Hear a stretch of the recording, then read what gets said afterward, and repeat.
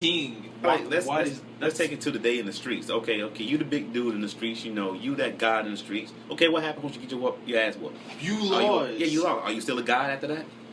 Don't talk about who you used to be when everybody know who you are now because you lost. That's where the mentality of black people are like, you lost. Yeah, now, my question is, could they do what white people done? And again, like I hate keep referring to my friend, but I have to agree. He said no, he doesn't think so because and I agree too because based on what we see right now, Africa's still in the shithole. Yeah. And the only evidence I even have of basically the thing that I always gave them a crutch for is they didn't have the weapons, they didn't have the supplies to fight off other things. But since now, especially like the last 50, 60 years with the pirates over there, have the weapons, have the aggression, have the mindset to take what's not theirs to make it theirs. The whole entire country doesn't have the entire mindset. No, not to mention there's no power in Africa that's continent. My bad. Yeah, they have no nuclear weapons, and the only country that actually in Africa that actually had nuclear capability was South Africa for a brief period of time. And who was the main people over there? In South Africa? Yeah. Well, I think that was around the time where mostly the whites were. Exactly. But thing is, I think it was a political move that was made to make sure they decommissioned their nukes. So right now, there's no nuclear power in Africa. And then they got taken over by black Africans. And they didn't savage black Africans who taking them out and taking other black Africans. Yeah. So if you ask me personally, do blacks possess the zeal and the tenacity to actually build an empire as we've seen throughout history? I'm sorry to say no, because some people may try to say this has a lot to do with the coming of the age, but I ain't even trying to hear all that philosophical, the so-called philosophical astrology stuff. I'm talking about some real stuff right here. Like, can they do it? Or I'm going to say the obvious. What about Black Wall Street? That showed a lot of promise. The thing is, that riot that happened on Black Wall Street didn't destroy Black Wall Street. The social movements of the '60s did. And this will, or I guess we have to end here. But this is also kind of a controversial part of it. At the end of the day, if you want to Anglo-Saxon white people, former British, relative white people, they weren't they weren't just the only people that helped build the society. In fact, build it and tear it down at the same time were also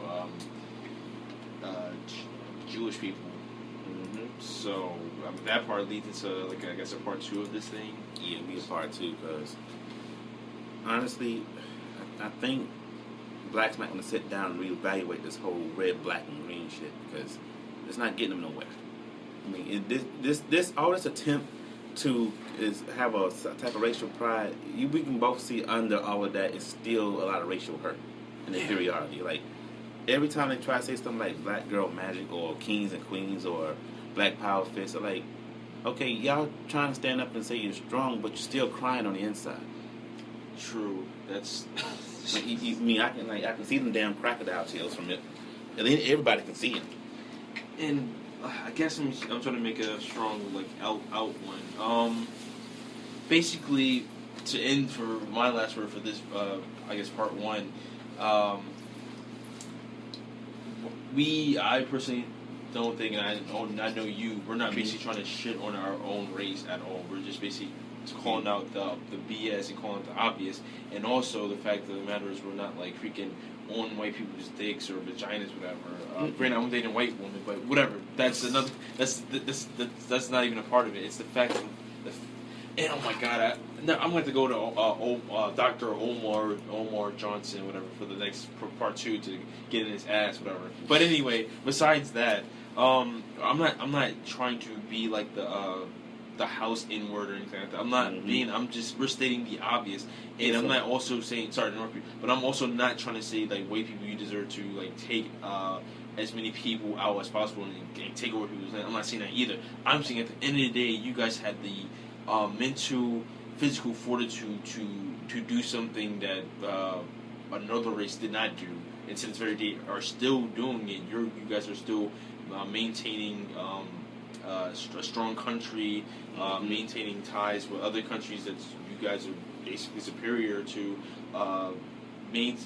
helping other races who are shitting on you guys every fucking day. Yeah. You guys are still helping them out, and I mean if it was me, I'm a petty person. I'm like, fuck you guys. I'm not helping you guys anymore because that's what they're pretty much doing. They're letting, and as much people was like, oh, Donald Trump hate Muslims, whatever. That may be the case, whatever. But you see what the radical Muslims are doing out there. Why the hell would you take a chance of a good person? Why? And the same thing goes for black people. Why on earth would a freaking nice white neighborhood not raise an eyebrow or like bring stuff up? Thank you.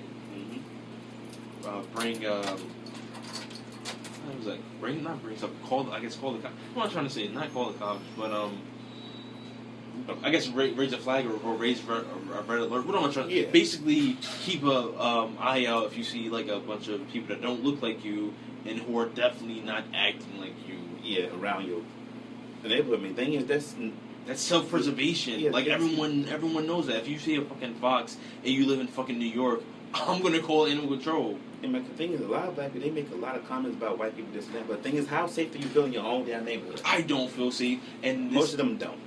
Man, I'm gonna. This will be my last thing. Oh, I got to talk to you off of it. All right, peace. All right.